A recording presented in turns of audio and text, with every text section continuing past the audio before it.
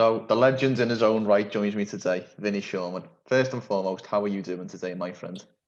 I'm very, very well. It's been a productive day, Mike. Yeah, I'm happy. A few things in the pipeline that I'm excited about. Oh, I feel like what's he called?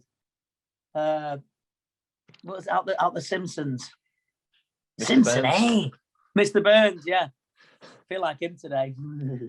Yeah, I'm all right. I'm as old as him. Well, let's get started. Let's just very briefly, can you just run through your career and some of the projects that you're currently involved with? My career, I was a Muay Thai coach, Thai boxing. I started Thai boxing when I was 15. Was involved in that heavily. Still am, really, not in the coaching aspect, but the commentary aspect for Yokkao and Infusion. And yeah, I got involved in Muay Thai and I trained champions and stuff like that. I had my own gym, blah blah blah. Had a few fights, nothing to write home about really. And then it became had various jobs, you know, jobs just to pay for training really. And being in all honesty, I was never really that ambitious in that terms, but Muay Thai and boxing really played a big part in my life. And yeah, and then I became a mind coach, which I'm known for now. Also a commentator, which I'm known for. But yeah, because I presume you want to talk about mind coaching. And I became a mind coach in 2007, and the rest is history.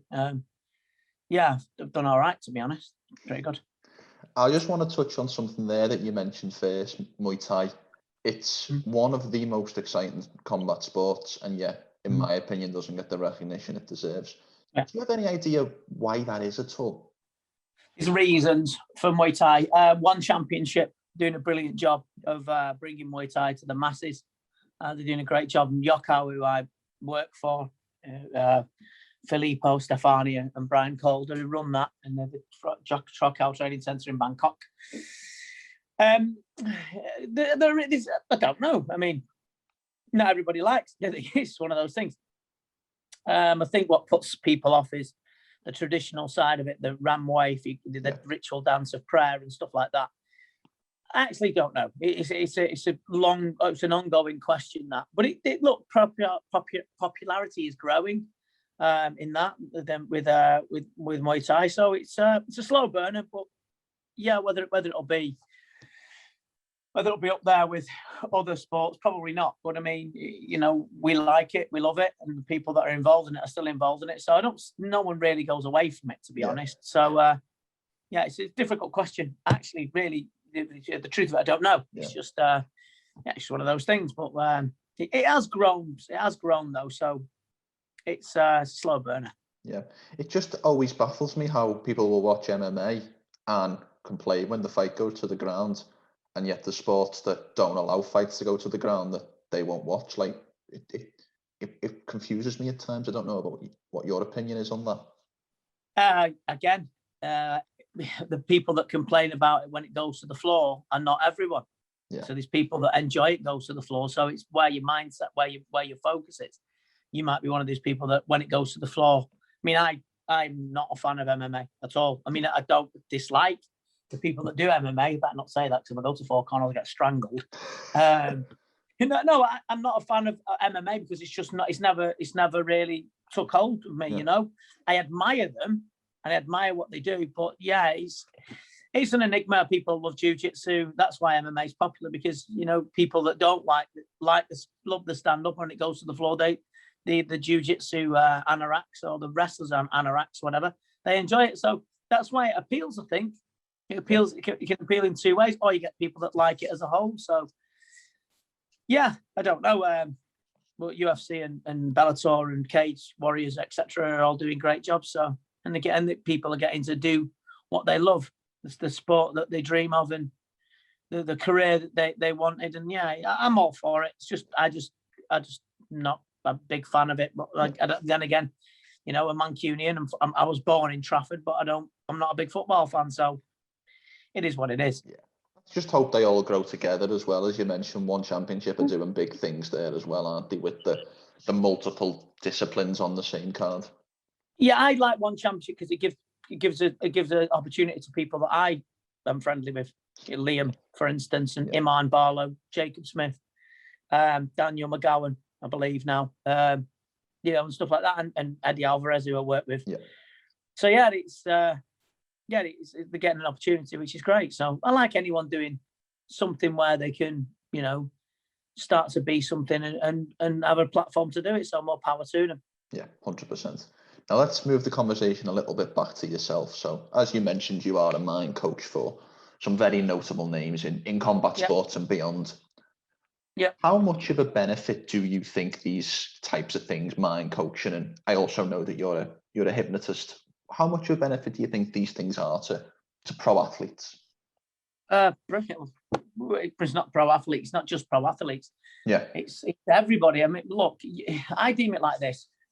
If you have a whitewash in your washing machine and you're washing all the white stuff in there, one red sock goes in, everything goes pink. So you can be in shape, you can be ready, you can be sharp, the sparring's gone well, but it's that tiny bit of mind anthrax, if you will. Tiny little bit of anthrax will kill thousands and thousands of people. So it'd kill all your ambition, just that little bit of negative thought.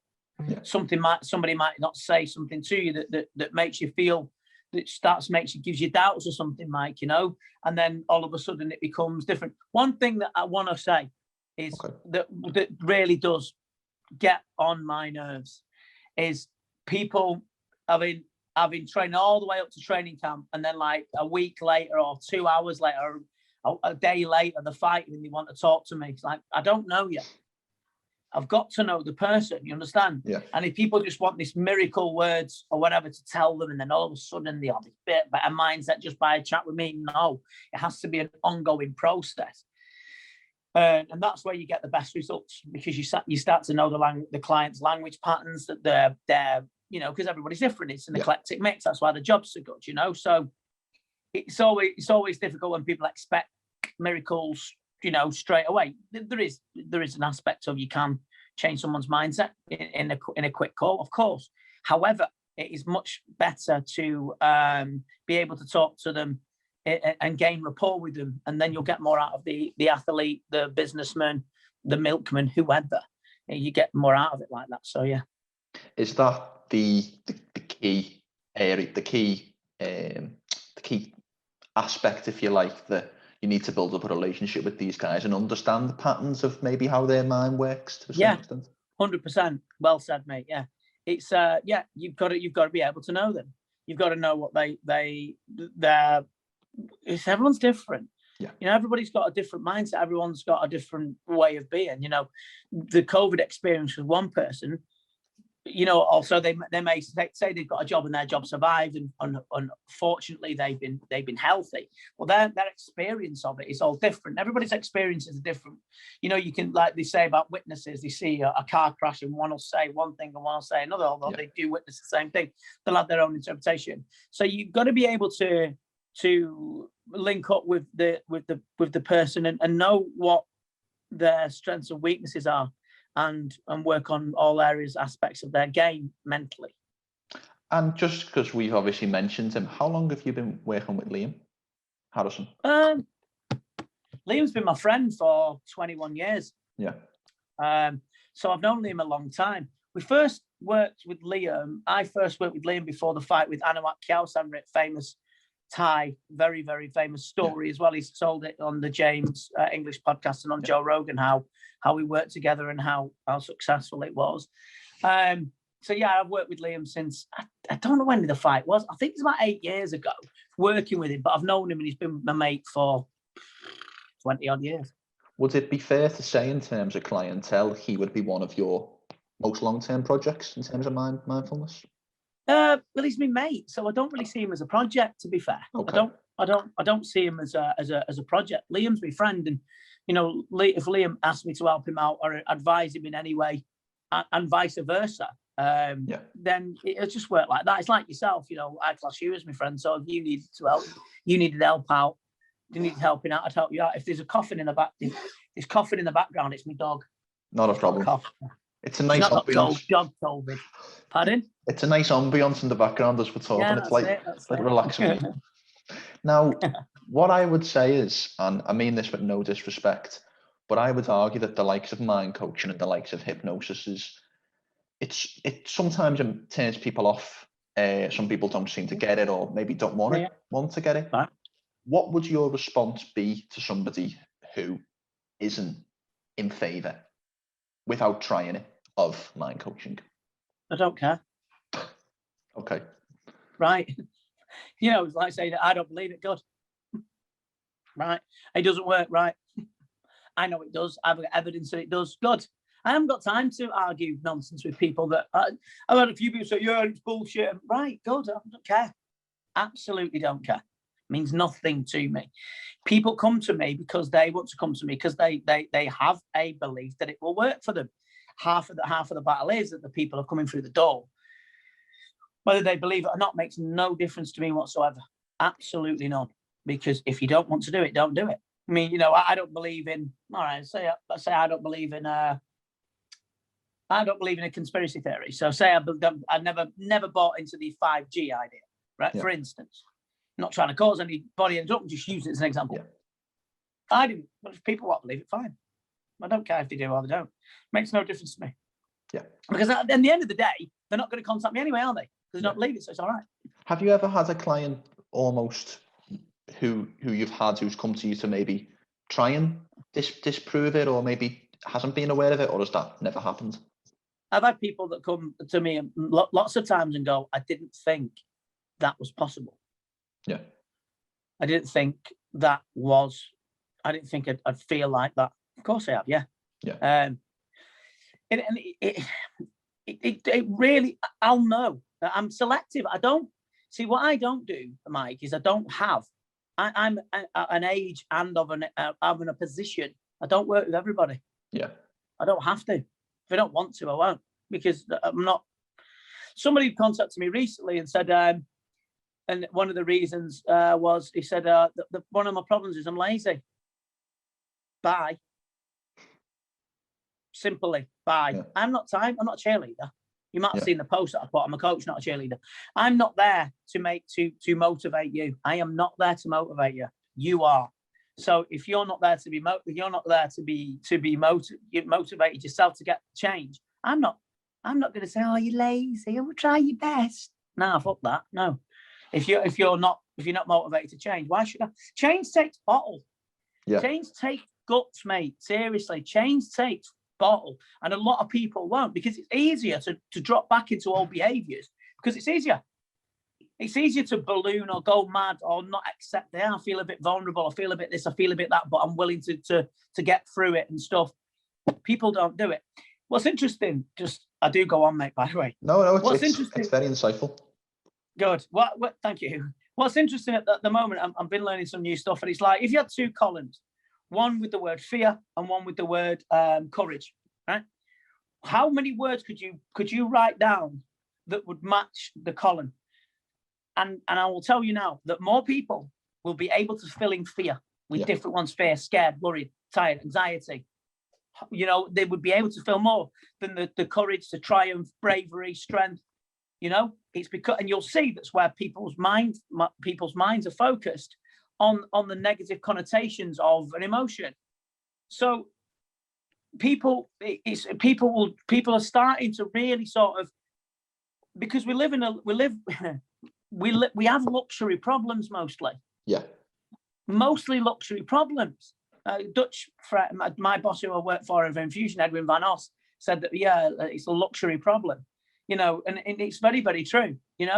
We have luxury problems mostly because we're all living in a world where food is very readily available. Most of us watching this, you've got a phone, you've got Instagram. Yeah. You can go in the cupboard, there's food in there. You can go on your microwave, you can bring the chippy or whatever.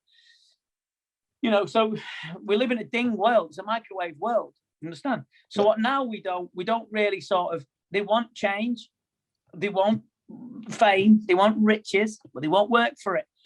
So people say, oh, when you see Liam and how, just taking for an example, and all I know what he's gone through. He hasn't, and everyone sees him in the gym, as yourself, because I sat with you and we've seen him at pads, and everyone's like, wow, he wasn't born like that. Yeah. I mean, he's a venomous little fucker. So yes, he was, and he can't do anything anyway. He doesn't know where I live. But No, he is. He's got an innate venom. He's always had that. But all the technique, all the effort is all to do with hard work. But it's all to do with what column are you in? Are you going to be walking about fear and walking about that, or are you going to look and say bravery, courage, triumph, success, whatever? It's what column you're looking at. It's what column weight is what you're focus based. If you're focusing on that, you're going to get more of that. So that's my thing at the moment, and it's been learning more things about that and trying to explain it to people and put it into my own life. Look, I don't walk on water. I don't pretend that I have a great day every day. I don't skip about and everything's all right, because it's not. I'd be lying, wouldn't I? But what I do know is I try my best to keep evolving instead of revolving, which going around in circles, to get the best mindset, because we're all going to die anyway. It's never always going to be all right. It's not one day. It's not going to be all right. Fact for everybody. But it's like, while we're here, while we're living, it's all about what you want from your life is all what you put into it, and it's all to do with your thought processes and your efforts. Yeah, and obviously it's a completely different scenario talking about someone like Liam there would be to myself, but a lot of what you've brought up there reminds me of me starting this project. I was extremely nervous putting myself out there on camera and trying to sound professional and trying to come across in that way. And then in the space of a week, I've talked to people like yourself and Liam Harrison. It just goes to show that with that hard work and with that effort and with that belief in yourself, anything is possible. I'm absolutely no one. Honestly, I have never bought into this idea of being anything other than just myself. I'll never will do. I'll never change. I'll always look like Louis Walsh. That's just the way it works. You know what I'm saying? And the one thing people say to me, "Oh, you've worked hard." I bought a new car the other day. It's not brand new, but it's the most expensive car I've ever had. It's a Mercedes. It's not brand new, but it's I had a Renault Clio or whatever, and that was a hairdresser's car. But what happened is like, if people say, "Oh, you've worked hard for it." "Oh, you've worked hard for it." No, I haven't. I took risks, and that's exactly what you're doing, my mate. Is you're taking risks, like John Gillies did with Four Corners, where we both absolutely love everyone in there. You know the score. Yeah. He took risks. Everyone that's a success has took a risk. Now, if you're not willing to take a risk, yes, the things could go wrong. But what column are you looking at? Are you looking at all the fear column, or are you looking at all the other column? It's your choice. There's only two ways. You're not going to have fear, success, and mediocrity. No one aims for mediocrity. No one aims for no. So either way, the outcome will be whatever you put your effort into. And if you're taking risks doing this, and you're doing all the things that you should do, you want to do, and you believe that you should do, brilliant. That's exactly what I base things on. If you take right, don't throw the dart, you don't hit the board. Simple as that. 100%. Yeah. It's fun. It's nice being in this world, to be honest with you, Vinny, to have watched Liam for years, to all the people that I speak to, generally speaking, I have watched for a long time, and to think I'd never be in that world, to suddenly, to a minor extent, we've only met once, but to then place myself in that world through hard work is a proud feeling, to be quite candid. So, and enjoy that, and more power to you. We can sit and we can watch, can't we, and observe, and we're no different. Yeah, we're no different. We're absolutely no different. Any of us, Liam happens to be very, very good at what he does, exceptionally good at what he does. But then again, John's good at what he does, holding pads. You're good at what you do. I ain't got a clue how to video things. We've all got certain strengths, and certain things will give you more accolades, like if you're famous. Okay, but I mean, we're all. What I like about my life is I surround myself with very, very good people, and they seem to gravitate towards you. Yourself, who good guy, going out and you're doing it. I love that stuff. More, and I'm, I'm really honoured to be on your podcast, because I don't want to hear myself talk, but I know when I am, and you meet Liam, and you meet Andy, or you meet Ozzy at the gym, or you meet the person that works for me, Karen, who's been battling cancer for the last 13 months, who's an incredible person, you know, incredibly brave, and all that column of brave, and she's every single one, mate. Trust that, 100%.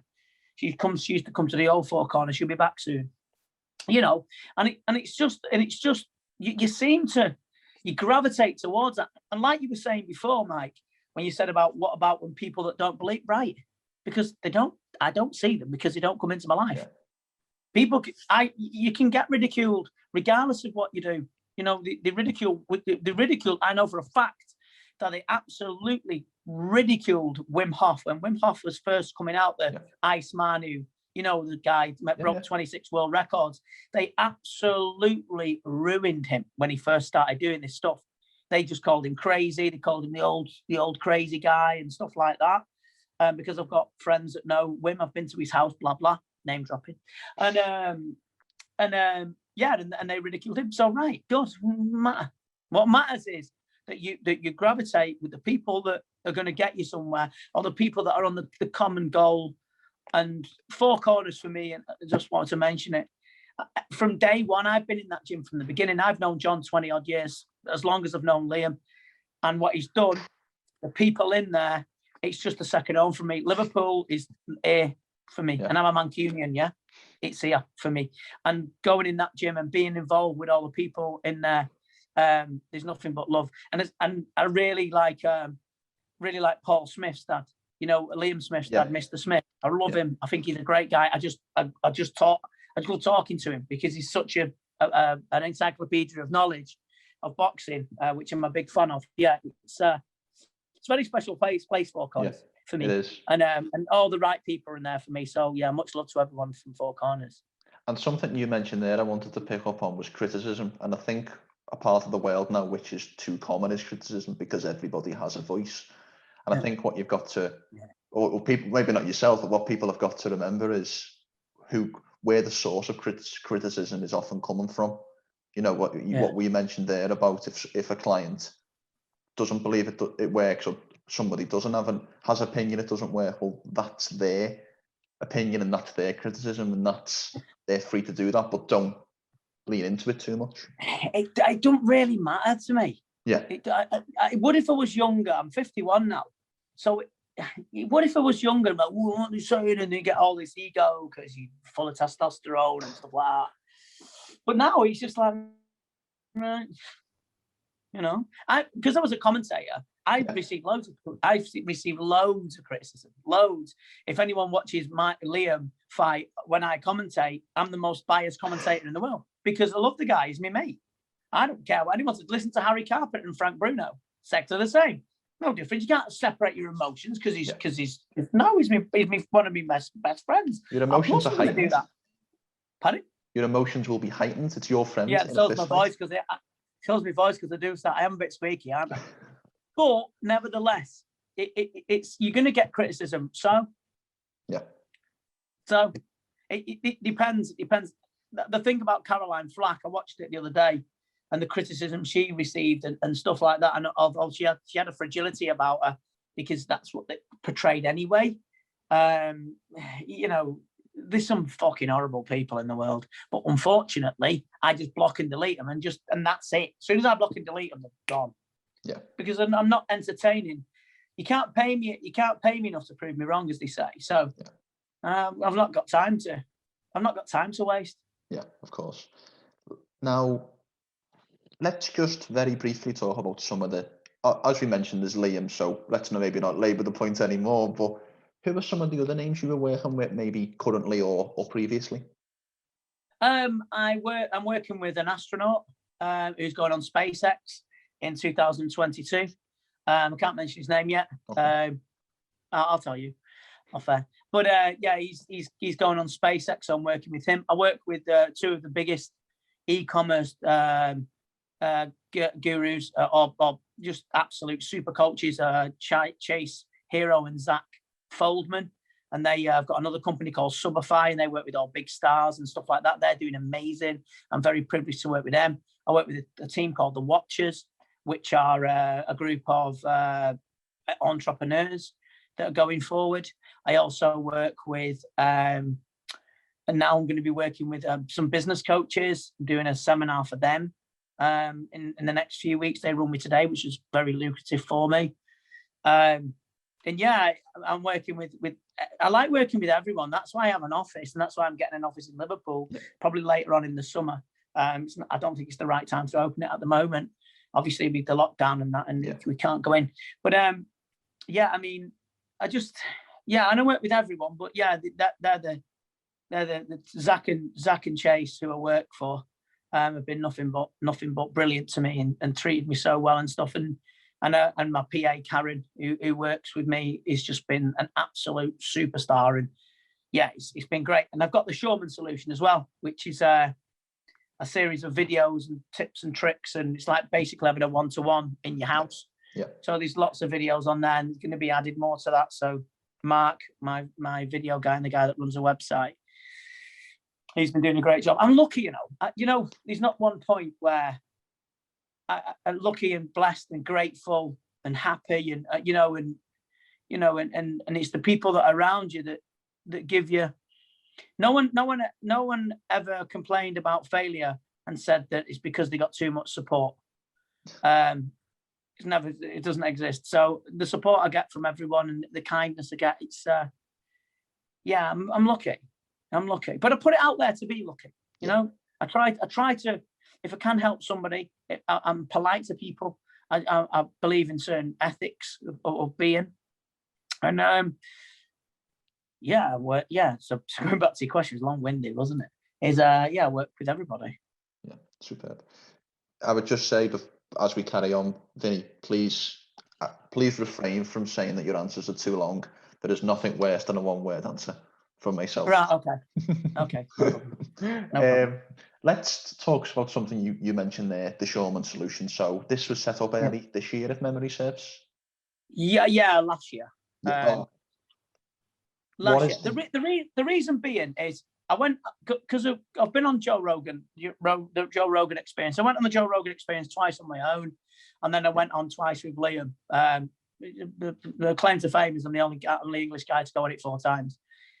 And Joe, nothing but respect for Joe, knows how kind he's been to me, and Liam and everybody else, and just what a great guy he is. And I've been very lucky. So what I did is I got inundated with work, individuals that wanted to work with me. And unfortunately, I'm only one person. And so what I did was I created the Shoreman solution so people could go on there and just rewatch things, remind things, because as you know, repetition is the art of learning. So when people watch things and repeat it, and they repeat these different things and repeat these different techniques, then they can start getting out of feeling the way they feel. So I've always been a very empathetic person. I think even from a kid, when I was a young kid, I was one of these. I've never admitted this, but I'll tell you. When anyone would cry, it would make me cry, and I didn't even know why. I just seemed to join in. It was a strange thing, and I used to get extremely upset by certain things that would upset other people. I never liked pain, people in pain, and people distraught, and people sad. It was something for me that was always a driver to try and change it. Whether I could change it or not is a different thing. So I grew up with that, and I think that's traveled with me. Although I tried to mask it by doing things like fights and being a boxer or being a Thai boxer. I wanted to be that tough, but in the reality of it, I've never admitted this. I've got to tell you this. When I boxed once as an amateur, only amateur fight I had, and I knocked the guy out in the first round. And when I knocked him out, and I apologized. I apologized. I said, "Sorry, are you okay?" And they said, "It's a barbaric." I said, "I've never admitted this." I said to him in the ring, he said, "Oh, it's a barbaric sport." And he went, "Yeah, it is." And when he was like, "Yeah, it is," out the corner of my eye, his son and his missus were both crying. I was only a kid. He was a bloke. I was a kid. And what's funny as well, right, is when I went in with I didn't really want a box. I wasn't like that. I just wanted and both fighting. And then my mate, because I had mates that could fight, and we did good and that. And I was just like, And I remember before, there's a guy, and he sat there, and he's got this great big back, and this is the changing rooms, right? Yeah. And he's lacing his boxing boots up, and I'm there like from Knutsford, from Cheshire, you know, and I'm stood there and I'm like, and I didn't like the trainer anyway, because the trainer was a bit of a dick. I didn't like him, but he was a good coach, but I just didn't like it. Anyway, and when he was lacing his gloves, lacing his boots up, and his kid had a great big back.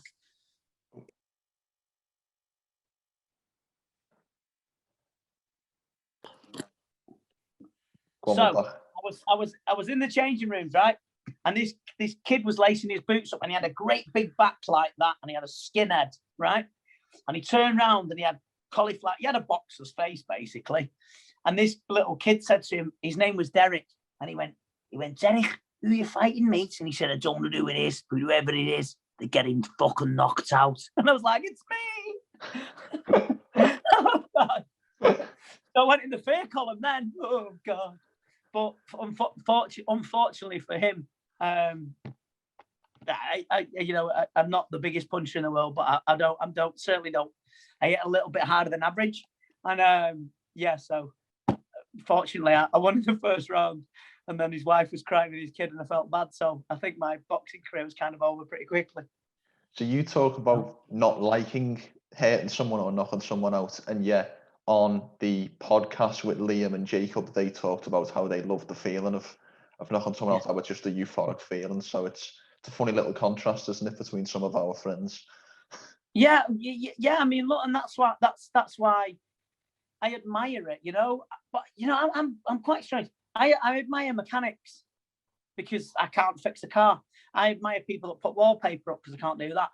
You know, I admire people that things I can't do. You know, and I admire other mind coaches as well. So now I've got a level of respect for people that you know, who do well and do things I can't do, and it's obviously dedicated their lives to it. So I respect that. You know, it's all about respect. Is the goal of the Shoreman solution basically short yes, videos on very focused pieces of advice for people? Yes. None of the no bullshit, no nonsense, and just using your mindset and repetitious thing. You know, the most important punch in boxing, for instance, is the jab. Yeah. You know, and you've got to practice it over and over and over. With the Shoreman solution, everything's a certain combination of things that are short, sharp, and to the point. People lose focus after a while. If you grab it, you know, you see these Zoom meeting and people at work like that, you know, falling asleep because people's attention span's very short. So, that's the idea. This Shoreman solution is they are short videos. Yeah. Is it also, and I know that you've international work, I'm sure, but is it also maybe to expand into other aspects? Because obviously you've only got 2 offices, but they're both based in the UK. Is that part of it, perhaps? No. I mean, whether I'll be going to America, which will probably be on the cards soon.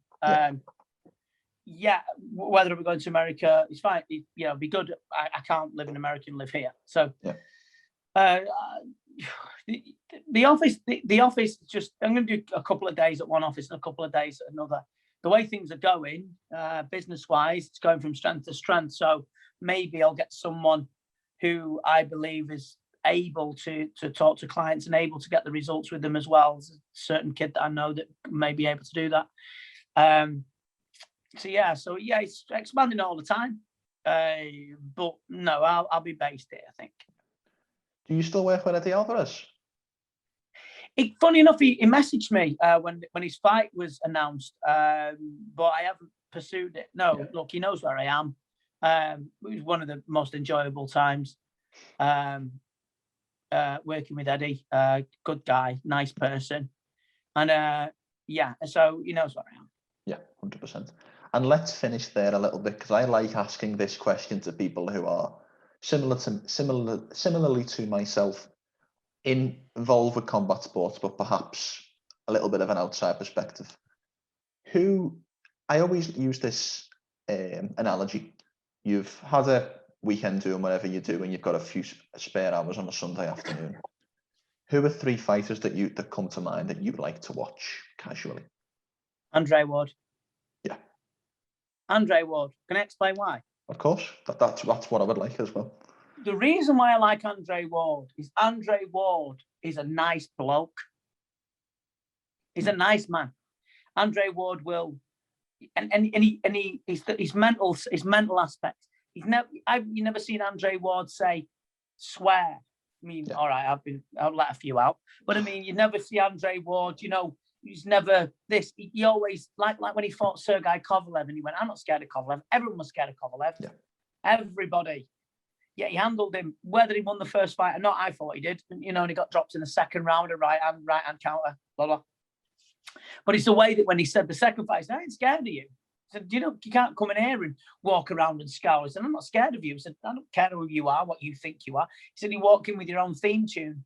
And he takes people apart with not incredible speed. He's very fast, don't get me wrong, he's very quick, but he's not incredibly quick like a Roy Jones or a Meldrick Taylor, who's another boxer, very quick hands, Gary Russell Jr. And he just I'm trying to show you, and he pulls people apart, and it's just the way that he tames lions. He's a fantastic fighter, and I like him as a person. And when I went on Joe Rogan with Liam the last time, I said, which seat did Andre Ward sit in? Can I sit on it? Joe looks at me as if I was a dickhead, but it's okay. So we've got Andre Ward. Is there anybody else that comes to mind? Andre Ward is who I watch a lot of. I go through stages. I mean, I was, I go through stages, and I'm an anorak of boxing. Yeah. I would like to say I watch Liam, but I don't, because I hear me most of the time, and I think, oh fucking hell, listen to me. So but Liam's, where Liam is in my aspects of my heart. But I've got, I like to watch. I like to watch Andre Ward. I like to watch Vasily Lomachenko.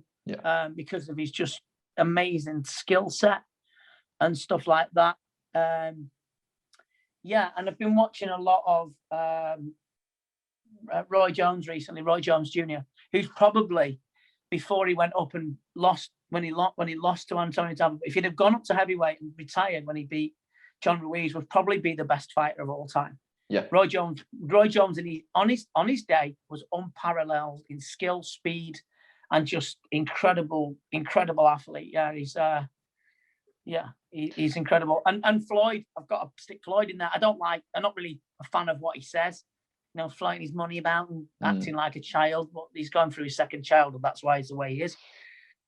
But so I watched him fight Juan Manuel Marquez the other day, and the way it's just magic, and he is such a special talent. And I could go on all day if we were watch. But recently. But Ward is my boy. Yeah, 100%. I think that's a good place for us to end as well, Vinny. Yes, sir. I just want to say before we finish, thank you very much for your time. It was amazing to gain some knowledge from you, and I very much appreciate it. Mike, keep going, mate. And just got nothing but love and respect for you. And thank you for having me. I'm really honoured. And I'll see you down there at the gym sometime, yeah? That I must admit as well, that morning, it was only the second time I'd been in the gym, been to Four Corners. And obviously I met you, which was a great experience. And then I didn't actually know that Liam was coming in. That was the point. Right. I thought I was going in for Jacob originally. Jacob Smith had just fight. Great guy, Jacob, as well. Jacob is the man, yeah. And he just signed to fight Rod Tang. And I went in, and then Liam turned up, and I was like a little kid, because I've watched Liam for years. His fights with Sanchez are just magic to me. So I was a bit like a little kid, and then I think either yourself or Pete or someone like that introduced us. And we watched Liam, as you said. I think we've done about 10 rounds in the cage, and he was on that morning. I've watched Liam about 5 times now, and to see him that first time when he was really on, it was an amazing. He's never not. Yeah. He's never not. He's he's never not. Liam's rubbish is everybody else is amazing. But yeah, he's a good guy, and I'm proud. And listen, the feeling's mutual. Meeting you's a privilege for me. It's not. I was happy to meet you. You're a nice fella. You're ambitious. You're young, bastard. But you hopefully you'll go places, and I can say I came on your podcast, so it's all good. Yeah, superb. Before we finish, how can people find you on social media and maybe some of the projects you're involved with? They can find me on the Shoreman Solution. You can go to vinnyshoreman.com. And yeah, you can contact me there. You can contact me on Instagram or and you know what? Listen, if people send me a message, I always answer. Yeah. So I'm not one of these people that ignore it and well, I'm too good. You know what I mean? Unless you say you're lazy, and if you say you're lazy, fuck off. But other than that, you can get me on the show. You can get me on vinnyshoreman.com. You can have a look at the Shoreman Solution. New videos just gone up there. The new videos going on soon. And yeah, on Instagram, no problem. Yeah, superb. Thanks for your time today, Vinny. No problem, mate. I loved it. Thank you very much.